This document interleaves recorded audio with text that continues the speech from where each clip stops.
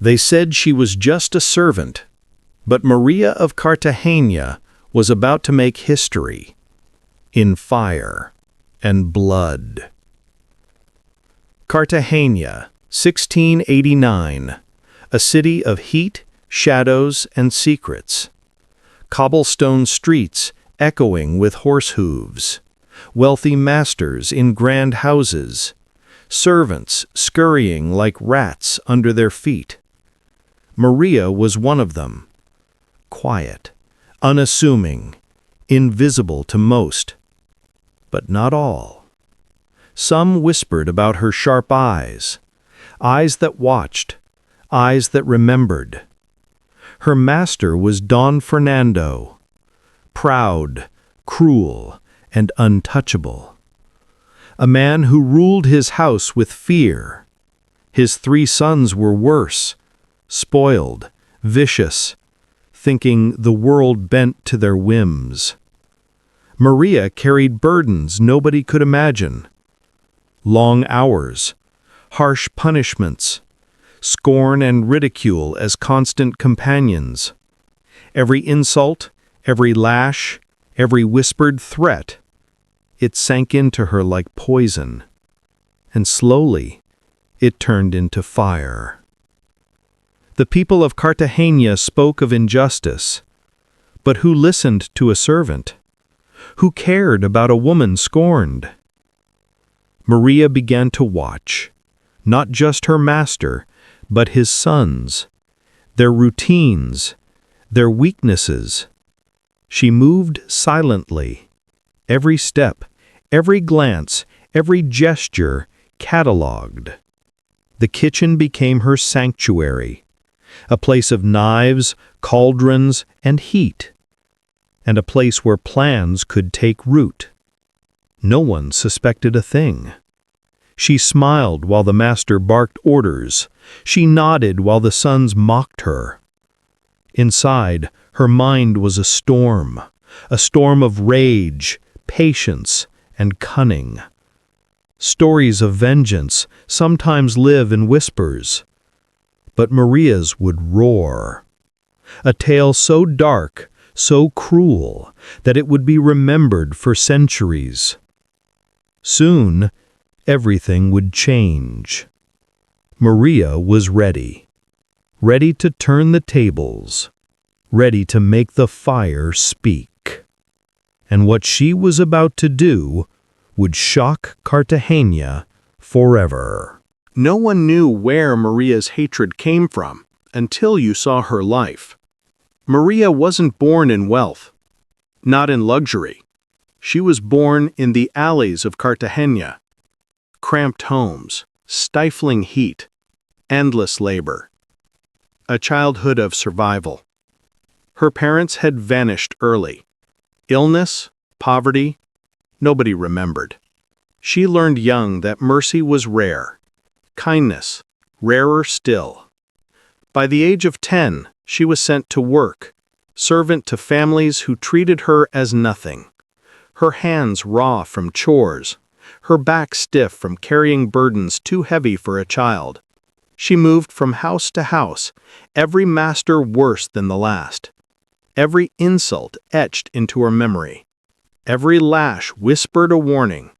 You are nothing. You will always be nothing. Then came Don Fernando's house. Grand, towering, cold. Maria had thought she had seen cruelty. She had been wrong. Don Fernando's sons laughed at pain. They prided themselves on breaking spirits, and Maria was next on the list. Yet, she survived. She endured, not by fear, not by submission, but by watching, learning, waiting. Cartagena's streets taught her cunning. The marketplace taught her patience. The whispers of other servants taught her secrets. Secrets of doors left unlocked, of cauldrons boiling unattended, of masters too drunk to see. She realized something terrifying. Power wasn't just in wealth. Power was in knowledge. Power was in patience. Power was in waiting. Until the moment was right. And she waited. Years, maybe decades. Every insult, every shove, every cruel laugh, she collected them, like pieces of firewood, ready for the moment she would ignite. People called her quiet, obedient, invisible. But Maria knew better. She was a storm in disguise, a storm that could consume everything in its path. And in the dark corners of Don Fernando's house, she began to make her plans. Small steps, observations, experiments, all leading to one inevitable conclusion. The master and his sons would pay. Maria's revenge would be as cruel as the life she endured. And when it came, Cartagena would never forget her name. If you're ready to witness the first sparks of Maria's dark plan, like, comment, and subscribe to follow the full story of vengeance and horror. The master and his sons were monsters, and Maria had been forced to live under their claws. Don Fernando ruled his house like a king of terror, every room a stage for cruelty, every word a whip. His sons, 3 of them, Rodrigo, Lucas, Mateo, each worse than the last. Rodrigo, the eldest, sharp-tongued and sadistic. Lucas, cunning, always seeking trouble. Mateo, the youngest, a mirror of his father's cruelty, but impatient and reckless. They saw Maria as nothing, a shadow to sweep away, a body to serve them without complaint. Every day they tested her limits. Every day they reminded her of her place. Meal stolen, words twisted, objects broken. They laughed at her struggles, and they believed she had no escape. But Maria watched. Always. She saw the patterns in their cruelty, the way Rodrigo's anger flared after wine, the way Lucas left doors unlocked when distracted, the way Mateo ignored warnings and rushed ahead. She studied the kitchen, the courtyard, the hallways. She noted every cauldron, every pot of boiling oil. She remembered every locked door, every hidden passage. She catalogued it all in her mind, a mental map for what was coming. Don Fernando thought she feared him. The sons thought she trembled. They were wrong. Every insult fed her patience. Every shove fed her fire. Every cruel laugh added fuel to a plan they could never imagine. The servants whispered about the master's cruelty. Some warned Maria to escape. But escape would not satisfy her. Not revenge. Not justice. She began small, little acts unnoticed. A spilled drink here, a misplaced tool there. Testing patience, testing attention, all while keeping the mask of obedience. Maria knew the master and his sons believed themselves untouchable. They never suspected the quiet, small figure who cleaned their messes, who watched them from the shadows, who smiled inside while planning their doom. The storm was coming, and Maria was its eye, calm, silent, precise, waiting for the moment when fire would answer every insult. And when that moment came, the house of Don Fernando would burn with a heat only Maria could unleash. If you're ready to see how Maria's cunning turns into action, share, comment, and subscribe to follow this dark tale of vengeance and horror. Every storm has a breaking point, and Maria had found hers. The household was quiet that night. Candles flickered. Shadows danced along the walls. The master and his sons slept, unaware. Maria moved like a ghost. Silent steps on wooden floors, eyes sharp, mind sharper. Every motion calculated. The kitchen was her arsenal. Pots, knives, and cauldrons ready. The fire roared, unnoticed. Smoke curled up to the ceiling like a warning, but nobody cared.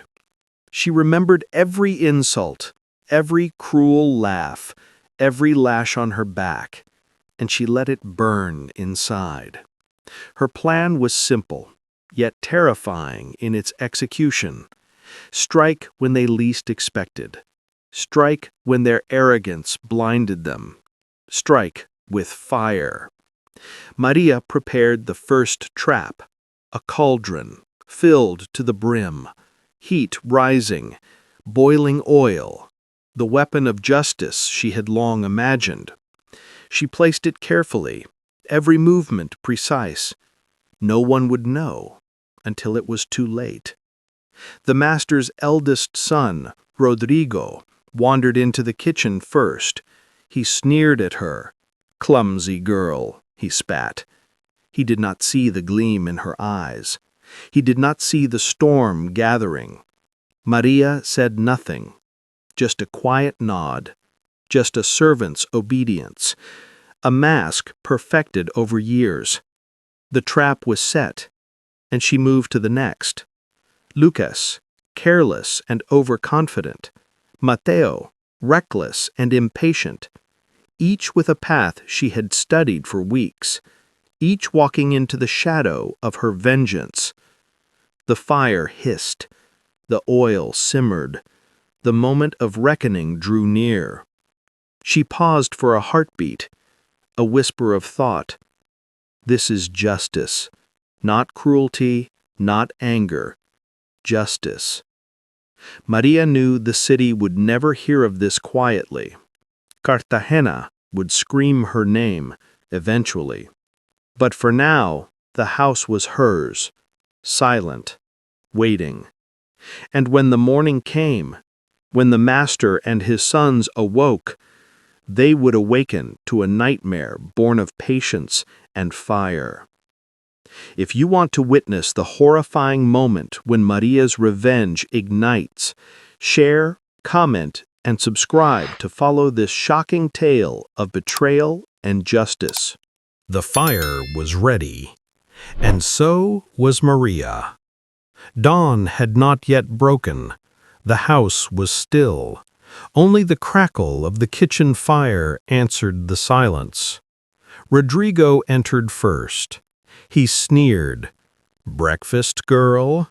A mocking tone. A step too close. Maria moved with calm precision.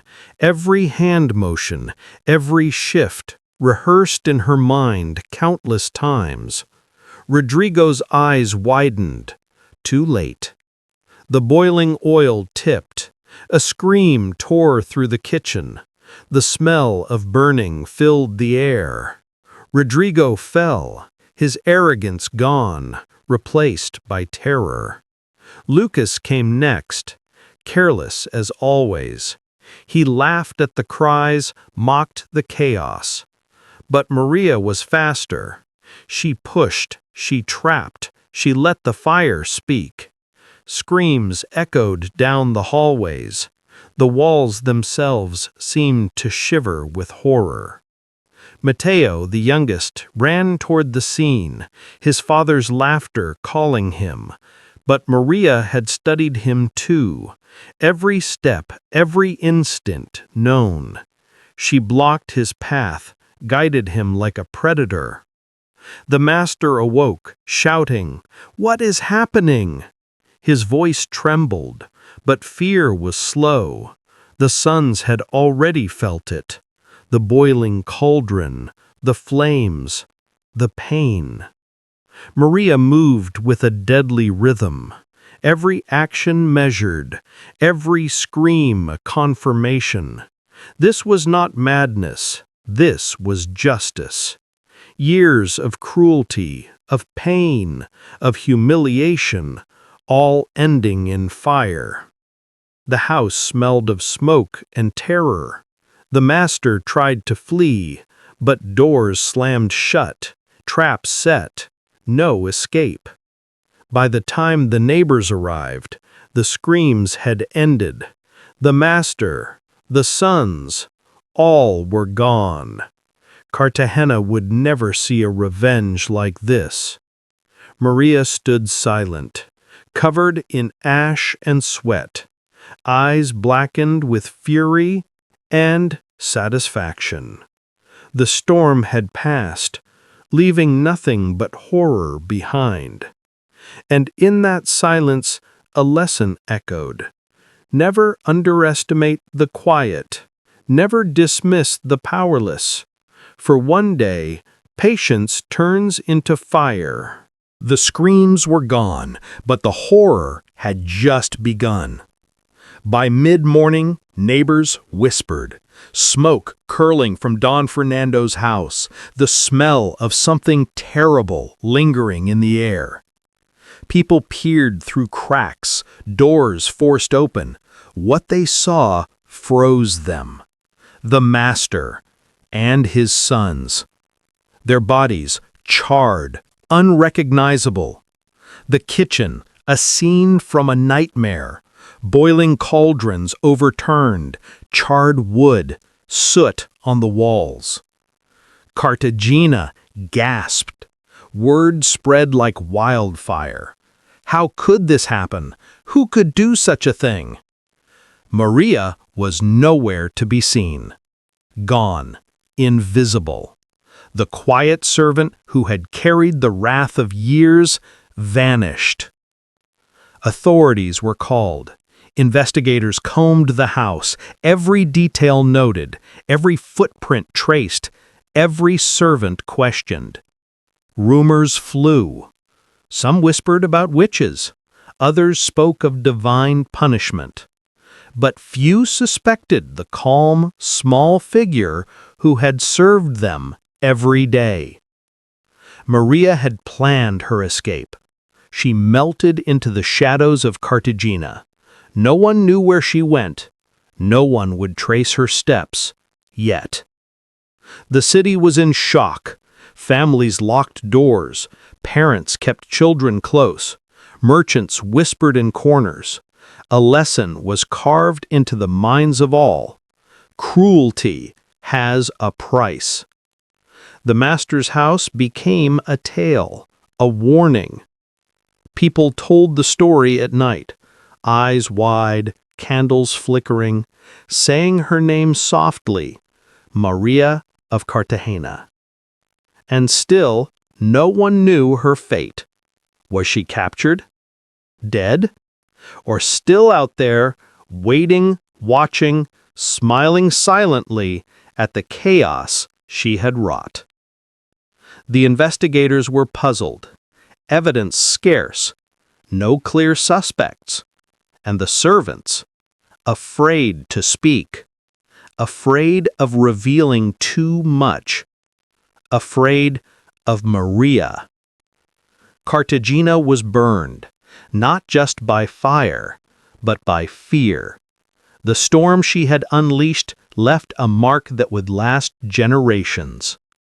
And in the shadows of the city, the quiet laughter of Maria lingered. A reminder that patience and rage can turn even the smallest servant into a force of terror. If you want to discover how authorities finally tracked Maria and the shocking twist in her fate, share, comment, and subscribe to follow the rest of this chilling story. The city searched for her, but Maria had already vanished into shadow. Days passed. Cartagena's streets buzzed with fear. Investigators interrogated servants. Neighbors whispered secrets. But Maria left no trace. The master's house became a fortress of suspicion. Every lock inspected, every door measured, every pot examined. Yet the key evidence, Maria herself, was gone. Rumors spread like wildfire. Some said she fled the city by boat. Others whispered she had taken refuge in the mountains. A few claimed she had powers beyond understanding. All feared her. All respected her cunning. One night, a weary investigator discovered something. A hidden door in the kitchen. Small, almost invisible. Scorched slightly at the edges. A servant's escape route. Footprints led into the darkness. Signs of careful planning. The trail was faint, but it existed. The city's finest tracked every clue. Neighbors recalled a quiet girl with sharp eyes. Merchants remembered her patient demeanor. The pieces slowly came together. Maria's movements were precise, calculated. Like a chess master 3 steps ahead, she left what she wanted them to see, and hid the rest. The investigation turned desperate. Authorities patrolled roads, they questioned travelers, they set traps. But Maria anticipated every move. Then came a breakthrough. A traveling merchant recognized her. A servant with a calm, quiet face. But something in her gaze, something cold, almost victorious, gave her away. Authorities closed in. A confrontation loomed. Cartagena's streets were tense. Every shadow watched. Every whisper carried the weight of fear. Maria knew it too. The moment of reckoning had arrived. But she did not panic. She never panicked. She had faced cruelty and turned it into fire. She was ready. Ready to face capture or to vanish forever. Her story, a tale of patience, revenge, and cunning, had reached its turning point. And as Cartagena held its breath, the city waited to see if the servant who had boiled a master and his sons could truly be caught. The hunt had ended, but Maria was ready to strike once more. Authorities had surrounded the outskirts of Cartagena. Rumors led them here. A quiet house, a shadow moving inside. Maria moved like a phantom. Every creak of the floor she anticipated. Every whispered command she ignored. She knew they thought they had the advantage. They did not. The door burst open. Men with torches and swords flooded the room. "Maria of Cartagena, surrender!" Their voices shook, but their fear lingered behind the orders. She stepped into the light, calm, controlled, eyes dark with fire. A faint smile touched her lips. No one moved forward. They had heard the stories. The boiling, the screams, the master and his sons. They wondered if she could do it again. Maria's voice was quiet, almost gentle. "You've come for me. Too late." One of the men lunged. She sidestepped effortlessly. A trap laid weeks ago. A bucket of oil, the flash of fire, screams, panic. But she did not run. She stayed. The chaos was her ally. The fear in their eyes, her reward. Authorities regrouped, but Maria had vanished, through hidden passages, through shadows, through the city itself. Like smoke, like wind, like a storm they could not catch. Cartagena realized something terrifying. She was everywhere and nowhere. A ghost of revenge, a whisper in the alleys, a shadow in every candlelight. The master's house, still smoldering, stood as a warning. The authorities would never forget her cunning. The city would never forget her patience. Maria had not just executed revenge, she had rewritten the rules. And in the aftermath, people began to speak her name with a mix of fear and awe. Maria of Cartagena, the woman who boiled a master and his sons, the servant who turned cruelty into fire. Some say she disappeared into the mountains. Some say she assumed a new identity, blending into the crowds of Cartagena. But one thing is certain: her legend was eternal. The city whispered her name, and fear followed every word. Cartagena had not seen horror like this before. Don Fernando and his sons were gone. The house remained scorched, silent, a warning etched in stone and smoke. People spoke in hushed tones. The servant, she did it. No one survives her wrath. Children hid under blankets, imagining the fire that had taken the masters. Merchants closed shutters early, afraid of shadows moving in the streets. María of Cartagena became more than a name. She became a legend, a story parents told to teach obedience or fear, a ghost of justice, patience, and vengeance. Some claimed she had fled to the mountains. Others swore she had vanished into another city. A few whispered that she still walked among them, quietly, invisibly, waiting. The authorities were frustrated. They had investigated every house, every alley, but María had left nothing, no trace. She had become a shadow of the city itself.